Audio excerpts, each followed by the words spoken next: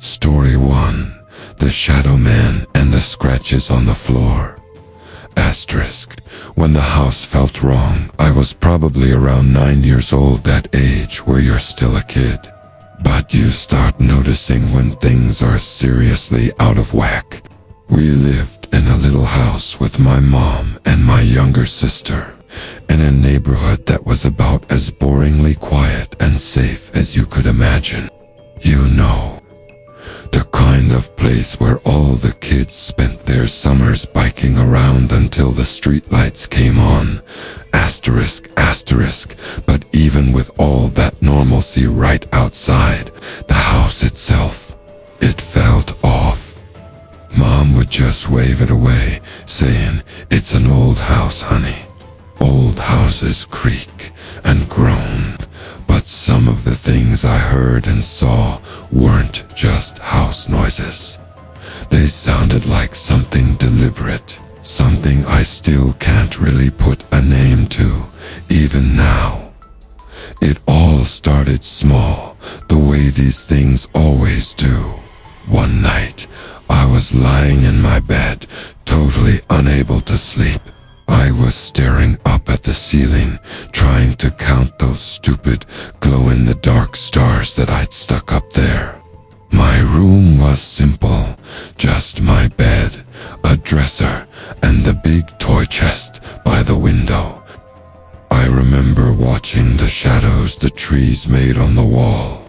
They'd sway and dance whenever the wind picked up.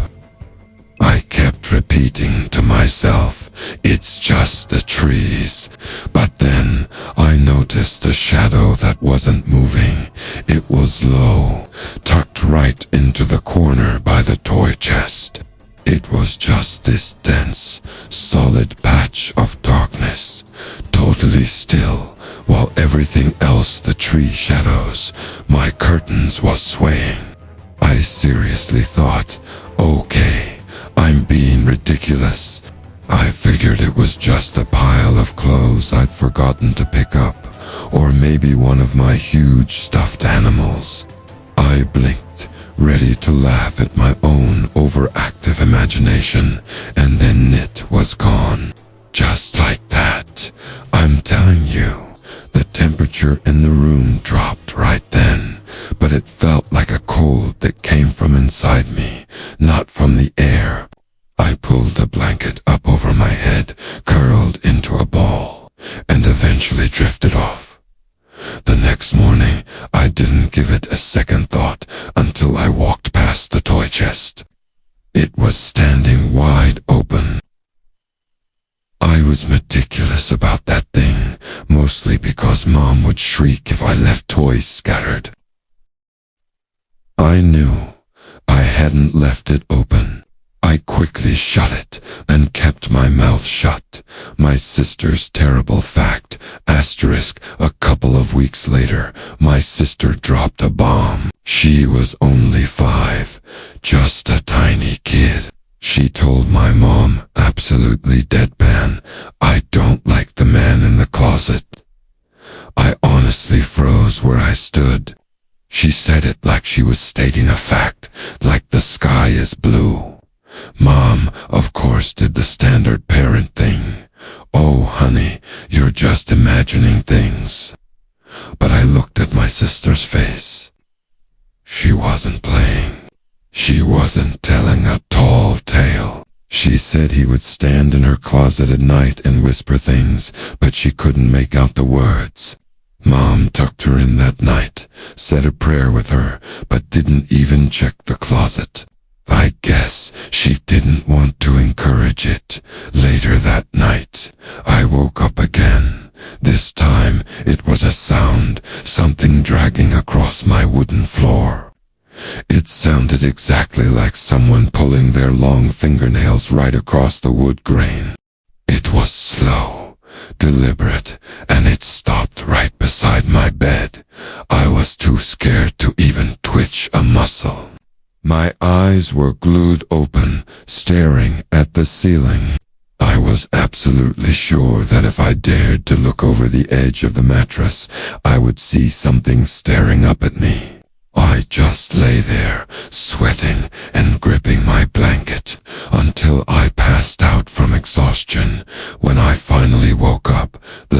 was out. The first thing I did was look at the floor. Right next to the side of my bed, there were long, deep scratches in the wood. They were fresh, like someone had literally carved into the floor overnight. I went running to show my mom, hoping she'd finally take me seriously. Instead, she got angry. "Did you drag the dresser? Were you playing with something sharp?" she demanded. I swore I hadn't, but she just wouldn't believe me. She was convinced I had done it. After that, the nights got genuinely terrifying. The faint whispers started coming from my closet, too. My sister would scream, pointing at the corner of her room, shouting, "He's there! He's there!" Even though I never saw him, I always felt him. It was that bone-deep feeling that you're being watched, that your prey, the dark shape in the doorway asterisk, the very worst night happened in the dead of winter.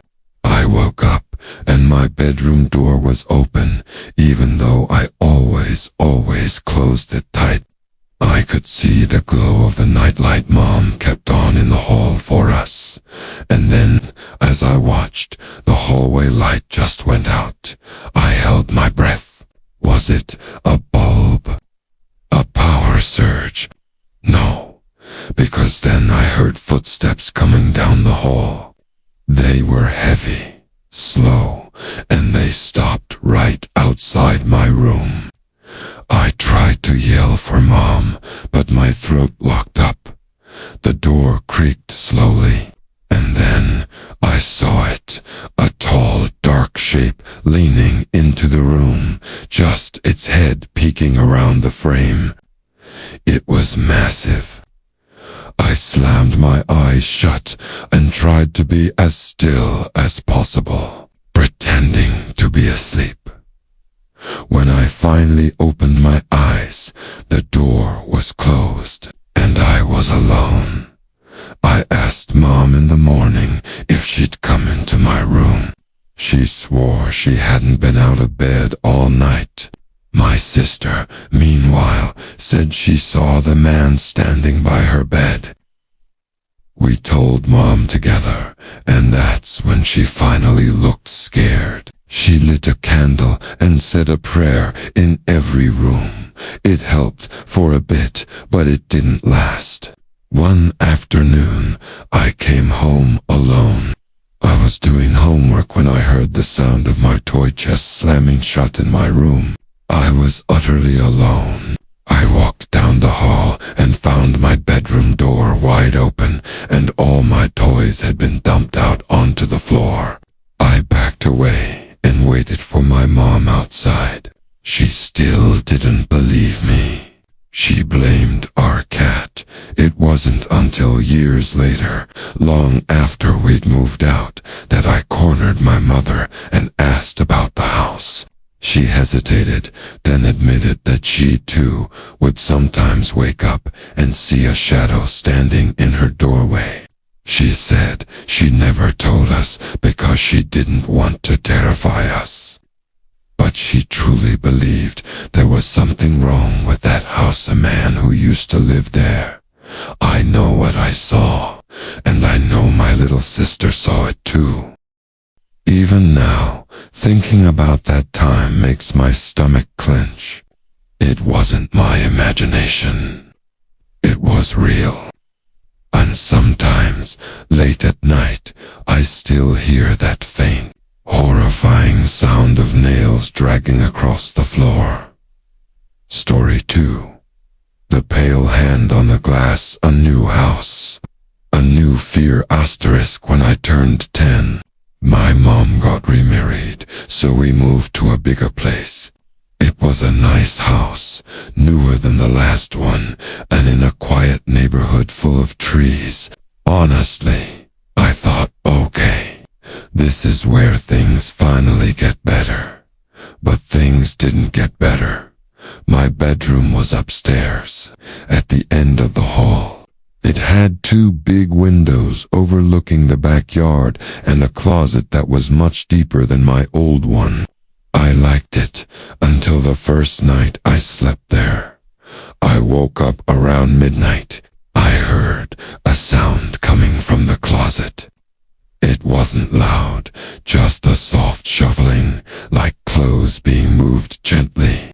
I stared at the door, trying to rationalize it's the air conditioning. It's the house settling the usual excuses kids use. But then I saw the door move. It didn't swing open. It just shivered, almost like someone inside had pressed their palm lightly against it. I wanted to bolt to my mom's room, but I was completely paralyzed. I just stayed there, staring until I fell asleep again. Asterisk, the next morning, the closet door was cracked open a tiny bit, even though I'd made sure it was shut tight. Mom suggested the air vents pushed it open, but I knew that was ridiculous. After that, things ramped up. I started hearing tapping on the window glass. At first, I assumed it was tree branches, but when I looked, there were no branches close to the window. The tapping would go on for minutes, only stopping when I'd frantically pull my blanket over my head. I ignored it as long as I could, but one night, I finally gathered the courage to peek. That's when I saw it, a pale white hand pressed flat against the glass. And I have to remind you, this was the second floor. Way too high for anyone to reach without a ladder. The hand just stayed there for a long time, totally motionless. Then, very slowly, it slid down and vanished. I didn't sleep at all. I told my mom the next day, and she actually burst out laughing. She thought I was cracking a joke. When she saw how serious I was, she switched tactics, trying to convince me I was half asleep or dreaming. But I knew better. I knew what I saw. My stepdad laughed it off, too, saying I was doing it for attention. But I did notice he started keeping the hallway light on all night. So maybe he wasn't as brave as he pretended to be. The white lady appears, asterisk, a month later. My little brother, who was 4, started talking about the white lady. He said she would come into his room and sit on his bed. Mom thought it was imagination until I heard him screaming bloody murder one night.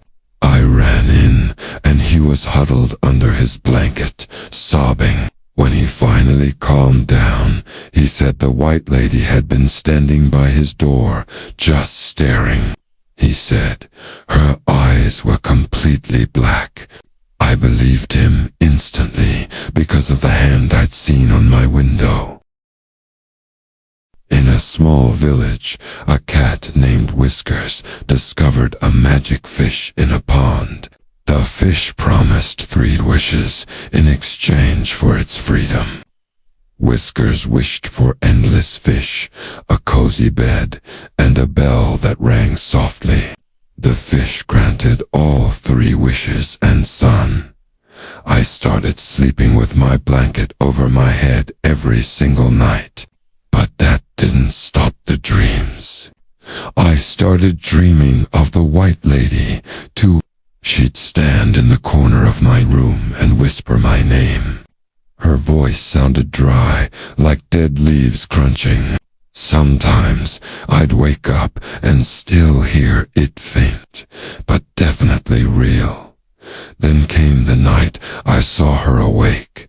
I woke up and she was standing at the foot of my bed.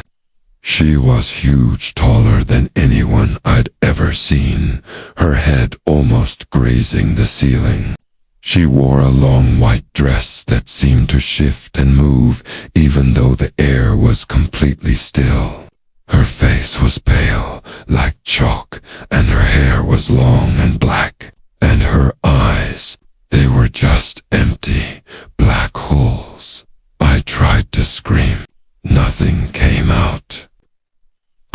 squeezed my eyes shut, and when I opened them, she was gone. But my closet door was wide open. Climbing through the storm, asterisk. The absolute worst night was during a terrible storm, heavy rain, loud thunder. I woke up to the sound of my window creaking. As I watched, the lock slowly, impossibly, started turning by itself. The window slid open all the way. Then I saw the white lady climb in. She didn't walk. She floated. Her feet never touched the floor. She drifted right towards my bed and leaned down. Her face was right in front of mine, and I felt her breath. It was ice cold on my skin. She whispered my name again, and this time I let out the loudest scream of my life. Mom and my stepdad came running in, but when they flipped on the light, the window was closed and locked. No one else was there. They yelled at me for scaring them, but I could see the pure terror in their eyes. The weirdest part is that I don't clearly remember what happened between her leaning over me and my screaming. It was like a small blackout. They decided I was having night terrors and started taking me to therapy. We lived in that house for 3 more years, but I never felt safe. My brother stopped talking about the white lady, but I think it's because he was too scared, not because she was gone. I'd still hear him crying at night, whispering, "Go away." Now, as an adult, if a storm rolls through, I still feel that fear. I check the corners of my room just to make sure nothing tall and pale is lurking there. I'd almost believe the night terror diagnosis if it weren't for that pale hand I saw on the window glass before my little brother ever mentioned the white lady. Some things, I guess, just can't be explained away. Story 3. Harold and the Driveway Ghosts. The regular route, asterisk. When I was 8, life was pretty simple. My whole world revolved around my red bike. I rode it every day after school. I knew all the sidewalks, every little bump. And where the mailman stopped, there was one house I liked, a few blocks down my street. It had a big wide lawn and a long driveway. And there was a routine. Nearly every afternoon, an older man in a hat would be standing in that driveway, right where it met the sidewalk. He never came onto the sidewalk. He never stepped off his property. But when I rode by, he'd call out, "Hi," and wave. I always waved back. Mom had drilled it into me. Never cross the street by yourself. So I never went over to talk to him up close. He knew that rule. He'd call out from his spot and ask about school or my bike. Once, he noticed the bell on my new red bike and asked about it. He even told me a joke about a cat that made me laugh. We talked for weeks like that, short, little curbside chats. Here's the thing I realize now that I didn't think about then. He seemed to know small things about my life without me ever saying them. He knew I had a little brother. He knew my dad got a new car. I just assumed he was a neighbor who watched the street a lot. One day I got that new bike. I rode down slow and he called out, "Nice bike." He actually asked if I wanted to race to the corner. I told him no. My mom would kill me. He just smiled and said, "One day." After that, he'd talk about small, observational things, like a bird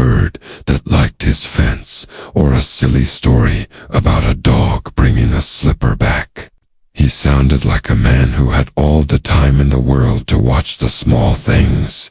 Where did the man go? Asterisk, I started looking forward to seeing him. Sometimes he was there, sometimes he wasn't.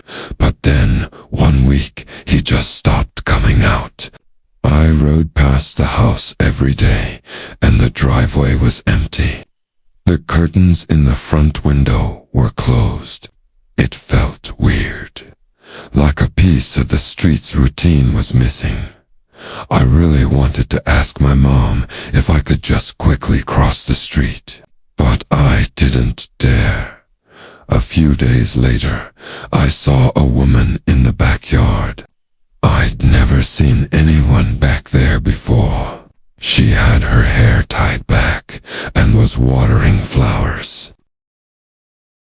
I stopped my bike and watched from around the corner. I wanted to call out to her, but I just froze up. A couple of days after that, she was sitting on the back porch with a mug. I waited until she got up and went around the side of the house. I made my decision right then. I pedaled down to the corner, made sure my mom wasn't outside, and then I crossed the street like my life depended on it. The house was bigger up close, and I felt like I was trespassing. I stopped at the end of the driveway near the back gate. The woman heard me. She turned and saw a nervous kid with a red bike. She looked surprised, but not angry. She came to the gate and asked what I was doing. I told her about the man who stood on the driveway, the one who said hi, who knew my name, and who promised to race me one day.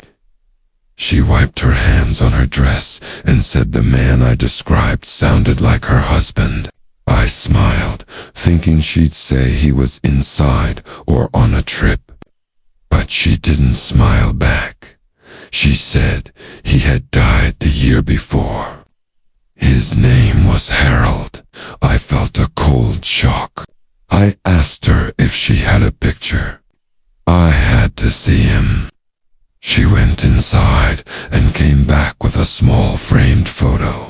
It showed a man with the same hat and the same broad smile.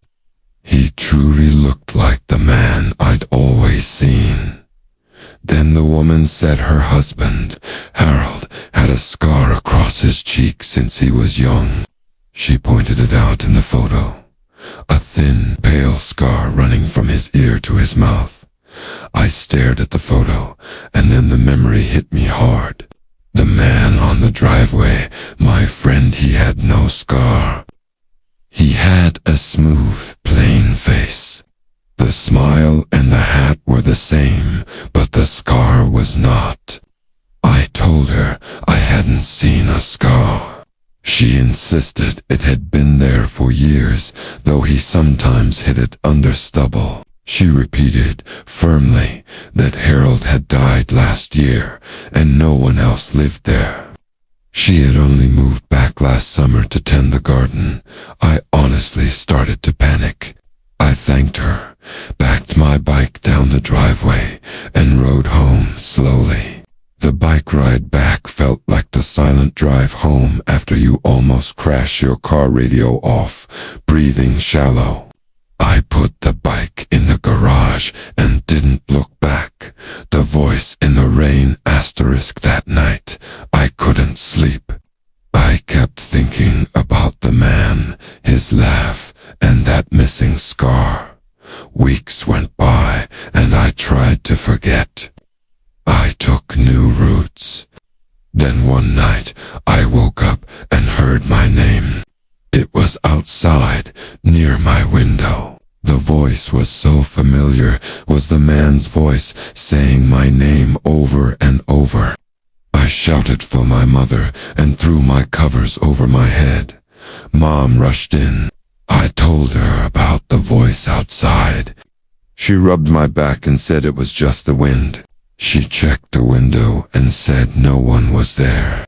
My dad got up and checked the locks and looked outside with a flashlight. They both insisted I had dreamed it. As the years passed, the neighborhood changed.